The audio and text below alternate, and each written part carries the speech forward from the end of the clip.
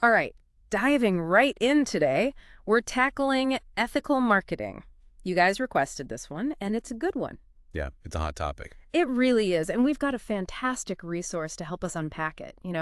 Go beyond just the buzzwords. Right. Get into the nitty-gritty. Exactly. We're going to see how two major players, Starbucks and Patagonia, actually walk the walk. I love those two examples. I mean, they're very different, but they both do it well. That's what makes it so interesting, right?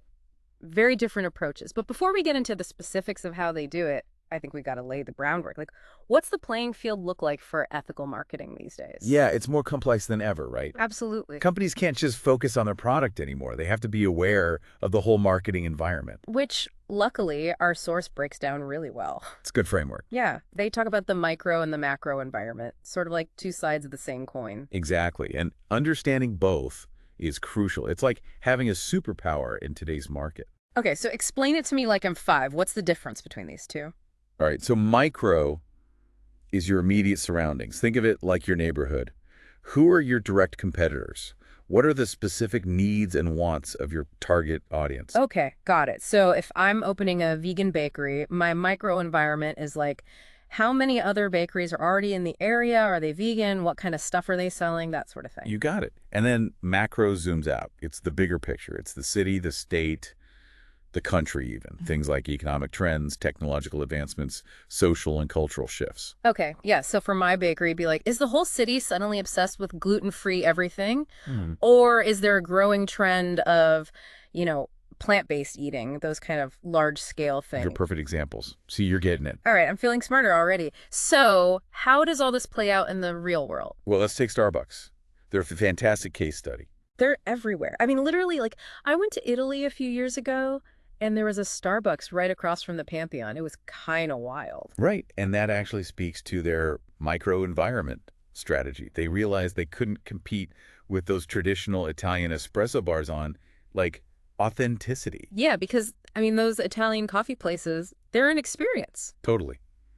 So Starbucks leaned into a different vibe, more spacious, comfy seating, almost like I don't know, a coffee shop meets lounge kind of feel. It's true. I noticed that. It was like a different kind of experience. Like, they weren't trying to be Italian. They were doing their own Starbucks thing. Exactly. Smart adaptation. Right. They recognized the strength of that existing coffee culture and positioned themselves strategically. Okay, so that's micro. But they're also really good at the macro stuff, right? I mean, they're always on top of the latest trends, like with technology and stuff. Oh, absolutely. Their app is a prime example. It's not just about ordering ahead, it's a whole ecosystem. You pay seamlessly, earn rewards that keeps you locked in. Yeah, I do love those stars. And they're big on sustainability, too. Seems like every other week there's a new initiative. Right. And that's where the micro and macro kind of blend together. Sustainability is this huge global concern, but it also taps into people's personal values. So Phew. by taking a strong stance, they're attracting a certain type of customer. So it's not just altruism, it's good business sense. Exactly. And I think it speaks to how well they understand their target audience. All right, so we've talked about the marketing environment, but let's switch gears for a minute. Let's dive into the actual ethical strategies themselves. What are companies doing to be, good in this day and age? Well, our source breaks it down into 6 key components. It's a pretty comprehensive list: legal compliance, code of ethics, transparency, privacy, honesty, and social responsibility. Okay, a lot to unpack there, but I think it's important to emphasize that this isn't just about being nice anymore, right? It's got real-world consequences, like with data privacy, for example. Yeah, you're right. Regulations like GDPR in Europe have really raised the stakes. GDPR, for anyone who doesn't know, it's all about giving consumers more control over their data. It's a big deal for companies operating online. Huge. Companies can't just ignore it. Right, they have to be transparent about what data they collect, how they use it, how people can opt out. Exactly. And that transparency builds trust, which, let's be honest, is a big deal these days. I mean, we've got so many choices as consumers, right? So many brands vying for our attention. Trust becomes a major factor. Absolutely. And that's where a company like Patagonia really shines. They've built their whole brand around ethical practices. Okay, so if Starbucks is like the master of navigating that marketing environment, Patagonia is the king of walking the walk when it comes to ethics. I like that analogy. Yeah, they're really in a league of their own. So what makes them so different? What are they doing that others aren't? Well, for one, their transparency is incredible. They go above and beyond to share details about their whole supply chain, their manufacturing processes, even their struggles. Yeah, it's not all sunshine and rainbows, right? They talk about the challenges they face, the areas where they're still trying to improve. Exactly. It's refreshing, isn't it? It is. It feels very honest. Like they're not trying to hide anything. They're saying, hey, we're not perfect, but we're trying, and we want you to see the whole picture. Exactly. And they even challenge some conventional notions of sustainability. Like they talk about the limitations of things like organic cotton.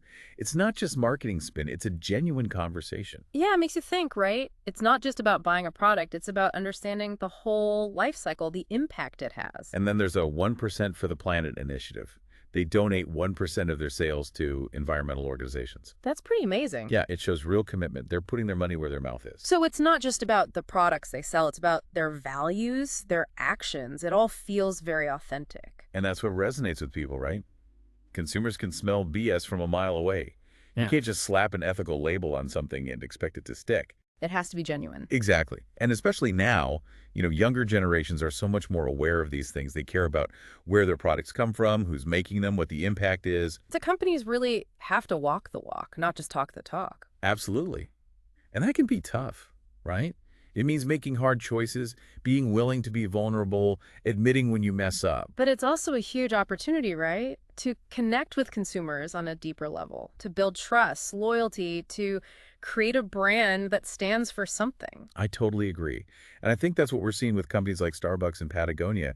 They're proving that ethical marketing can be a win-win.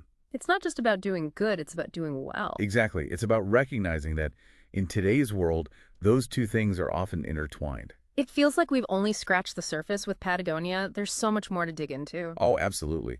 Like their marketing campaigns, for example. They're not afraid to use their platform to make a statement. Yeah. Didn't they run that Don't Buy This Jacket campaign a while back? That was pretty bold. Exactly. Right on Black Friday, no less. It really got people talking. Yeah. And it perfectly aligned with their message of, like, mindful consumption. Yeah, encouraging people to buy less, which, I mean, kind of goes against the whole, capitalist model. How do they balance that? Isn't it risky for a business to tell people not to buy their stuff? It is. It's a delicate balance, Yeah. for sure. But I think it speaks to their authenticity. They're acknowledging the tension between consumerism and sustainability head on. So they're saying, hey, we get it. We're part of the problem too. Right.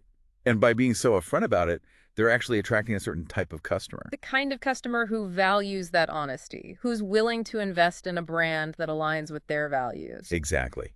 And it's not just about individual consumers. They've also been pretty vocal about advocating for policy changes, supporting environmental organizations, Yeah. using their influence to push for systemic change. So it's bigger than just selling clothes. It's about leveraging their brand to make a real difference. Which brings up a good point.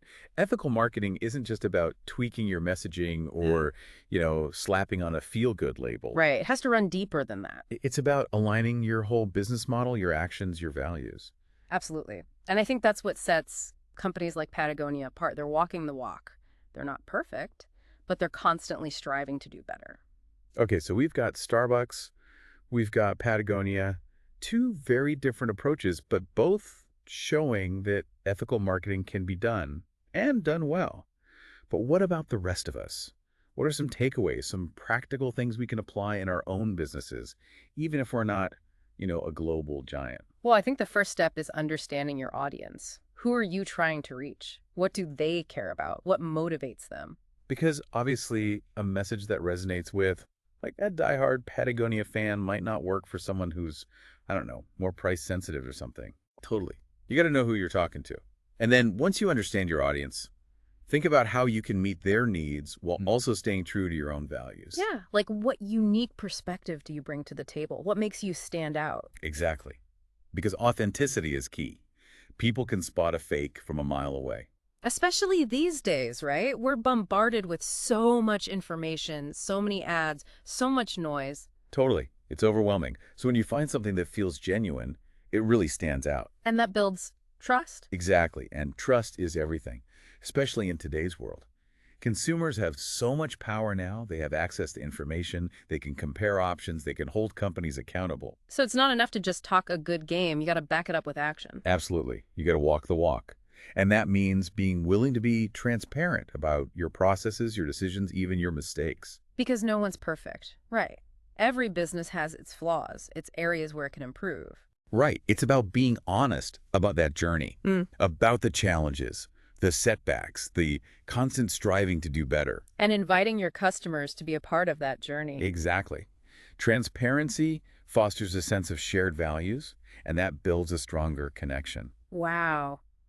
This has been eye-opening. It feels like ethical marketing isn't just a trend, it's a fundamental shift in how we think about business and its role in society. It is. It's about recognizing that business can be a force for good, that profit and purpose aren't mutually exclusive. All right, so as we wrap up this deep dive, I want to leave our listeners with some food for thought. What are some key questions they should be asking themselves, as they go about their day interacting with different brands? Hmm.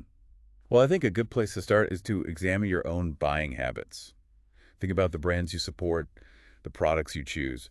Why do you choose them? Do their actions align with their words? Yeah, it's like we become more conscious consumers. We have a voice, we can vote with our wallets. You got it. And when enough people do that, it forces companies to pay attention. It's like a market-driven shift towards ethical behavior. Exactly. It's not just about individual companies making changes. It's about creating a whole system where ethical practices are rewarded. Okay, so we've talked a lot about Starbucks and Patagonia, but are there like any other brands out there that are doing cool stuff in this space? Oh, tons. I mean, there are so many companies, big and small, that are really challenging the status quo and finding creative ways to integrate ethical practices into their business model. It's exciting to see. Yeah, it's inspiring. It's like ethical marketing isn't this niche thing anymore. It's becoming the norm. And it's not just about marketing, right? It's about a broader shift in consciousness. Like consumers are more aware of social and environmental issues, Hmm. and they're demanding more from the companies they support. It's like this domino effect, right? Ethical behavior leading to more ethical behavior. Exactly. And that's what gives me hope. We're not just talking about selling products, we're talking about creating a better world. Well said. This has been amazing. I feel like I have a whole new understanding of ethical marketing and its power to create positive change. It's been a pleasure diving into this with you. So to our listeners, a huge thank you for suggesting this topic. Remember, if you've got a subject you want us to deep dive into, send us your requests. We love exploring new ideas. Until next time, keep questioning, keep learning, and keep pushing for a better future. And remember, the power is in your hands. Choose wisely.